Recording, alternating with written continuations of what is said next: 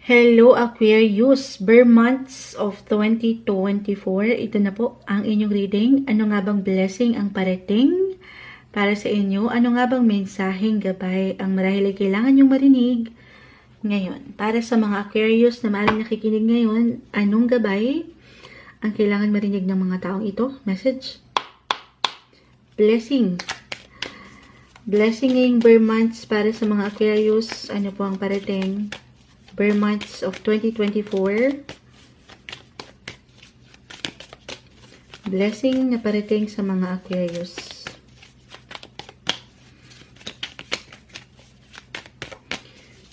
Okay, may umangat na. Sandali.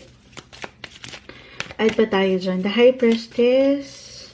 Ayan na. Ayan na, ayan na, ayan na. So, isahin natin. King of Pentacles reverse. Okay. The High Priestess, Seven of Cups, the Emperor, the Three of Wands. Okay, add pa tayo dito. Parang kailangan pa natin dito ng maidadagdag. Aquarius, ano pa pong blessing ang parating sa mga taong ito? Bear months. Bear months, Aquarius. Ano pong blessing ang parating para sa kanila? Medyo mailap na. Pero, ayan, may umaangat na dito. Uy! The World and the Queen of Wands. Okay. Isa-isahin natin. Unang-unang umangat dito. Meron ayun na, The World, Three of Wands. Magkatabi pa sila. So, yung blessing of travel po. It doesn't matter kung ito ay long or short distance travel. Pero patuloy na may paggalaw, may progreso, meron kayong makukumpleto. Ang ilan sa inyo maaring sa higit na praktikal, kung kayo mga estudyante, may completion eh. Makakagraduate na. Ayan. Graduating na. So, i-claim natin na meron kayong pwedeng ma-achieve this Bear month. So, yung blessing of achievement na matatawag pagdating sa pag-aaral man ito, travel o trabaho. May pagkakumpleto. 10-10 ang rating, ayan, para sa inyo, Aquarius. Travel. So, kung ngayon pa lang, meron na kayong hinihintay, itong travel na to could be about work or pleasure. Tayo po ay general rating. Just only take what resonate. Kung ito na hinihintay nyo, nilulook forward nyo kayo ngayong Bear months, positive possibilities po. The World is a great sign na may success. I-claim na natin yan for you guys. The King of Pentacles, the High Priestess, Seven of Cups, 7. Tayo pa general reading. Again, depende na ito. Lovers. Bakit lovers ang na-mention ni Moonchild? For those who are in a relationship, may paglalim tayong nakikita. Buhay pag-ibig relasyon, for some of you, may get engaged or maaaring makatanggap ng love, single, love proposal ba ito, love offer, opportunity, or marriage proposal. 7 is all about relationship, partnership, marriage, and the High Priestess. Sacred. Okay, ang barahang ito may pagkamalalim. Why I'm getting a message ito, sobrang mag-a-apply ito para sa ilan na ito na, ano yan, Moonchild, pinagtibay na kayo ng panahon at ilang pagkakataon, or ito yung isa sa parte ng kahilingan nyo. The High Priestess, 7 of Cups, limitless, overwhelming yung blessing. Claim natin ito, lalo pa. Ito yung mga mention ko pagdating sa relasyon. Kung ito, parte ito ng ilang, kumbaga, pinagdarasal nyo. Hindi lang marriage pero maaring, meron pong baby blessing ang umaangat. Ito, ipasok na natin. Astrologically, ayan, blessing of travel, may dumara ang eroplano. Astrologically, ito pong si Jupiter.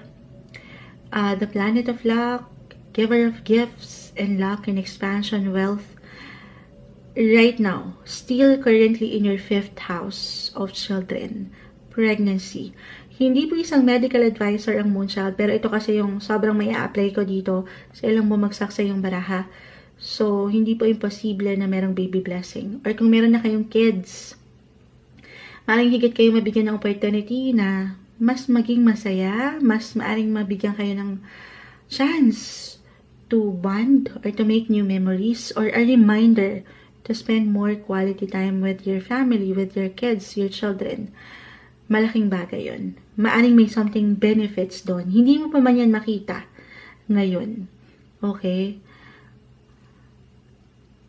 Or meron lang kayong paglalaanan talaga ng higit na focus kasama sila. Or kung wala doon, hindi pa rin kayong makarelate. Moonchild, wala. Okay. Huwag nating ipilit. Tayo ay general message. Magkakaiba po ang bawat isa. Kahit pa kayo ay pare-pareho ng sign, iba-iba ang kinakaharap ng bawat isa. Pero kung hindi pa naman kayo, wala akong baby pa, or hindi pa kayo ready na magpakasal, to settle down, or bumuo ng pamilya, then maybe a reminder na papaangatin mo ngayon, ngayong bare months, yung kasiyahan sa puso mo, na parang ikaw ay isang bata. I mean, mag-enjoy din, have fun. King of Pentacles reverse, the Emperor ay narito, Aquarius. Para the Three of Wands, the world, seryoso ang mga mindset nyo ngayon na ang ganda. Higit kayong nagiging futuristic lang din kasi. Kumbaga long term na kayo magplano para sigurado na ang ganda. Pero hinay lang, hindi mo kailangang ma-pressure. Take it easy. Don't be too hard sa yung sarili. At ayan, maganda po yung nakikita natin. So yung blessing na parang ikaw ay bata. Paangarin mo yung inner child. Have fun, or talagang ito na, darating naman talaga kusa. Yung blessing of enjoyment, or blessing of fun, may celebration po. Kasi nga meron kayong something ma-achieve, meron kayong maisa sa katuparan, or merong pangarap na matutupad, na ang ganda. Ang tamis-tamis naman yan, Moonchild. Hindi ko po ito tinatamisan, wag lang pong laliman. Tayo po ay general message, mensaheng gabay lamang po. Pero itong umaangat, mabubusog kayo guys sa happiness. Or, ayan, may kilig factor. For single, sige, kung magiging open lang kayo sa possibility, maaaring ito ay nasa ibang bansa, nasa ibang lugar, kahit over the net lang ito. Why not? Kung ready lang naman, hindi naman kailangan sundid agad yung bawat po ni Moonchild. Kung ready lang kayo to mingle, or ready kayo na makamit ng someone new, meron po. Maaring nasa ibang lugar ito.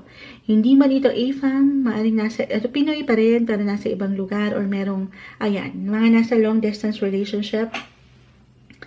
May paglalim pa po. May, may magandang flow pagdating sa inyong mga love life. May kilig. Ayan na naman, true love ang nag-highlight sa inyo ngayon. Love, love, and love.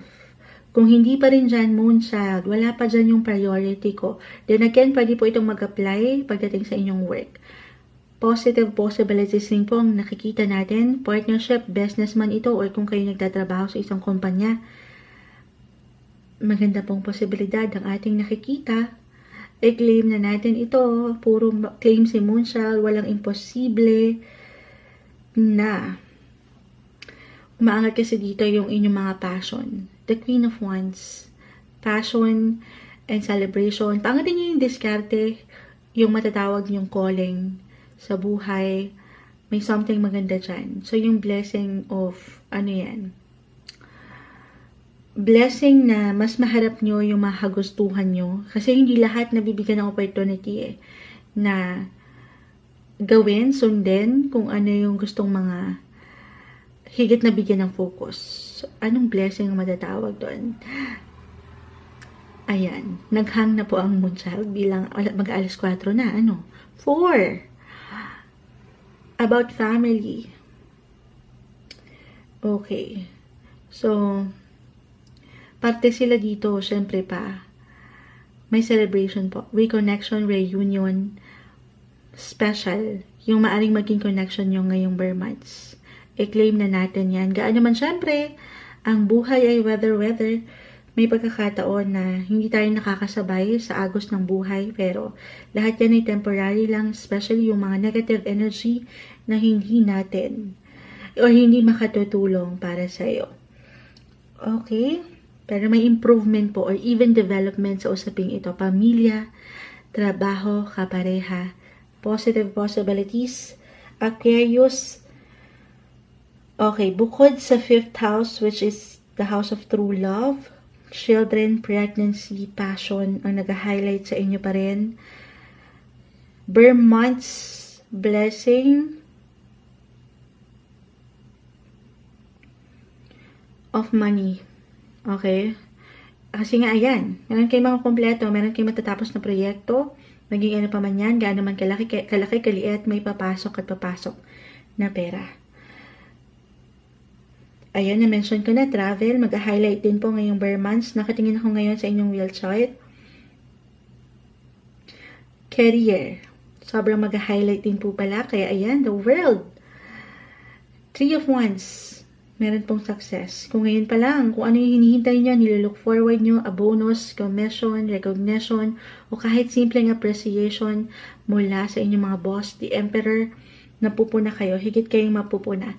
And yung aking huling nababanggit dito, yung celebration kasama ang pamilya at ilang kaibigan, ilang taong malapit sa inyong puso, may kasiyahan. I-claim na natin ito para sa inyo. Add tayo ng pinaka-final words pa dito. Ano pang blessing ang parating para sa mga Aquarius, Bear months?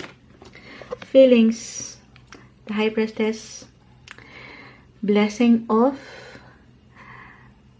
ano yan? Andito, ang lalim nito, the moon, yung family. Blessing of family, or femininity, ayan, fertility, ayan. Blessing of home for some of you. Again, merong improvement sa sektor ng pamilya, tahanan, physical home. Kung ito ay may patungkol doon, maaaring may development kayong gustong makita sa tahanan.